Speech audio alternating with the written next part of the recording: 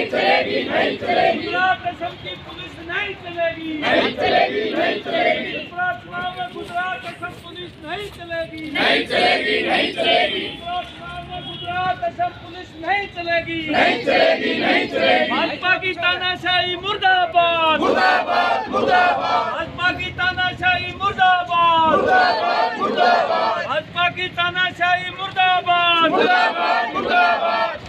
CPIM जिंदाबाद, जिंदाबाद, जिंदाबाद, सीपीआईएम जिंदाबाद, जिंदाबाद, जिंदाबाद। भाजपा की तानाशाही नहीं सहेंगे, नहीं सहेंगे, नहीं सहेंगे। भाजपा की तानाशाही नहीं सहेंगे, नहीं सहेंगे, नहीं सहेंगे। त्रिपुरा में निष्पक्ष चुनाव निश्चित करो, निश्चित करो, निश्चित करो। आसाम गुजरात की पुलिस नहीं चलेगी, नहीं चलेगी, नहीं चलेगी। आसाम गुजरात की पुलिस में का चुनाव धांधली नहीं चलेगी, नहीं चलेगी, नहीं चलेगी।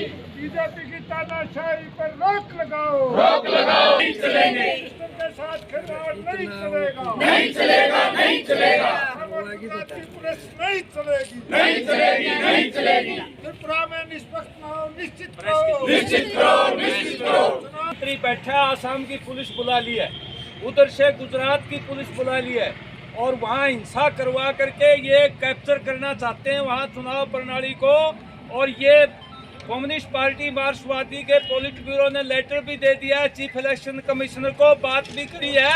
हमारी मांग है कि यार सैनिक बलों को बुलाया जाए, वैसे तो कोई दिक्कत नहीं है, फिर भी मान लिया उनको हिंसा की आशंका है तो वो अर्ध सैनिक बलों को बुला सकते हैं, लेकिन जानबूझ के असम की और गुजरात की पुलिस से वहाँ धांधली करवाना चाहते हैं, क्योंकि ये छोटा स्टेट है।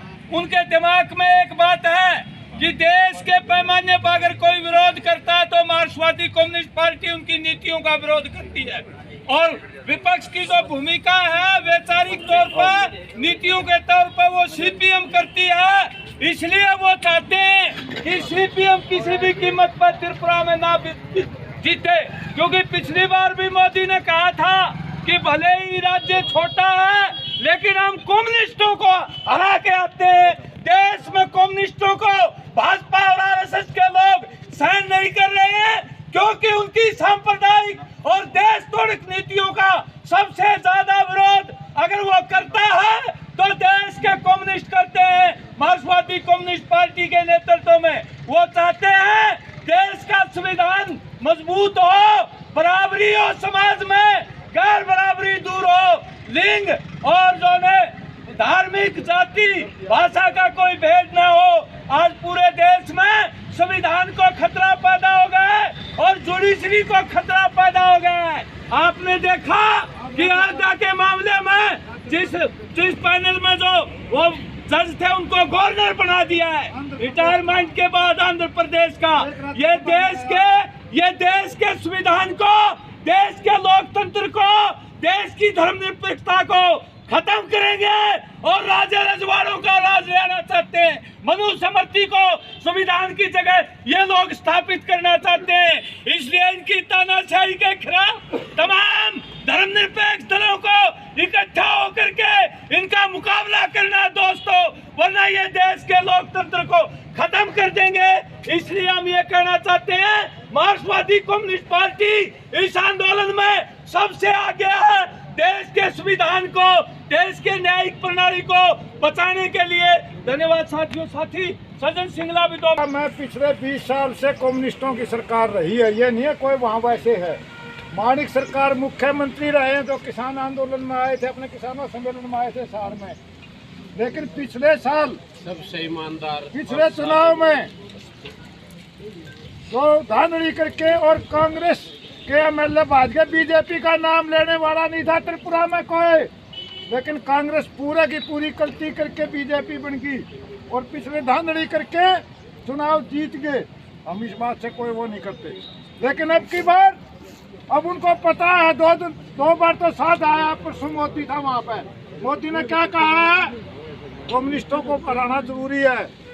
जब उन्होंने देखा वहाँ पर चुनाव माहौल, ये वोट तो नहीं हारेंगे, तो अब आसाम के गुजरात की पुलिस बुला करके धांधली करके रिगिंग करके चुनाव जीतना चाहते हैं। हम इसको ऐसा नहीं होने देंगे। दूसरी बात न्याय प्रणाली की बात है। आप ही वैसे बोले हो यहाँ भी बात चल रही थी, बेटा कोर्ट में चला जाऊंगा। मैं कोर्ट किसकी है भाई?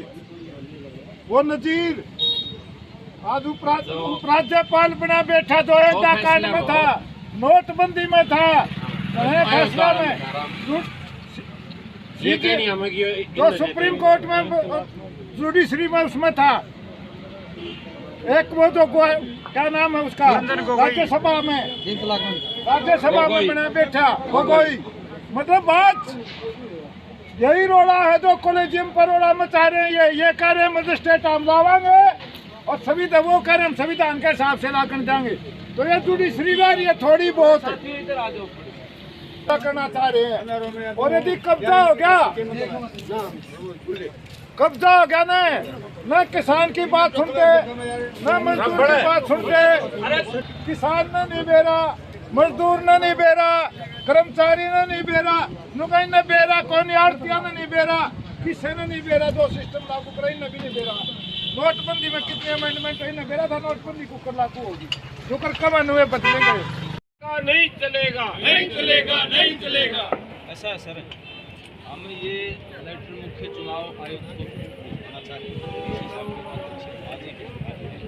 त्रिपुरा में तमाम लोकतांत्रिक निष्पक्ष चुनाव की तैयारी, वहाँ का आसाम की पुलिस बैठा दी, वहाँ का वो जो बदमाश मुख्यमंत्री का गुजरात की पुलिस बैठा दी। ये तानाशाही है देश में भाजपा की, ये लोकतंत्र को खत्म करना चाहती है। उसके विरोध में हम ये ज्ञापन देना चाहते हैं। आज ही हमारा मुख्य चुनाव आयुक्त को ज्ञापन भिजवा। ठीक है सर, दे दो। थोड़ा दरोगा साहब पीछे हो गए, थोड़ा पीछे आपका बॉडी बड़ा अच्छा है।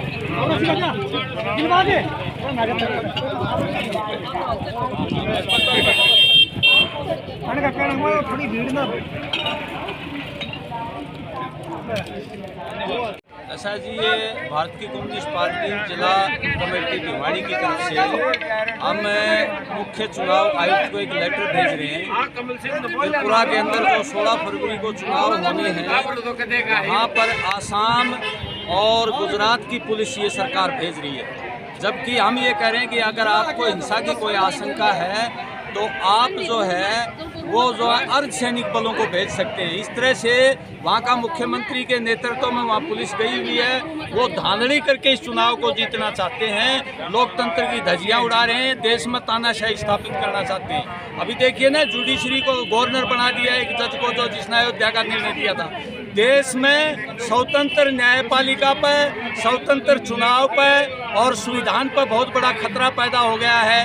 देश में ये लोग तानाशाही स्थापित करना चाहते हैं। हम विरोध करते हैं और मुख्य चुनाव आयुक्त से मांग की है कि वहाँ स्वतंत्र चुनाव कराए जाएं, निष्पक्ष चुनाव कराए जाएं और तुरंत गुजरात और जो आसाम की पुलिस को हटा करके अर्धसैनिक बल भेजे जाएं। ये हमारी मांग है।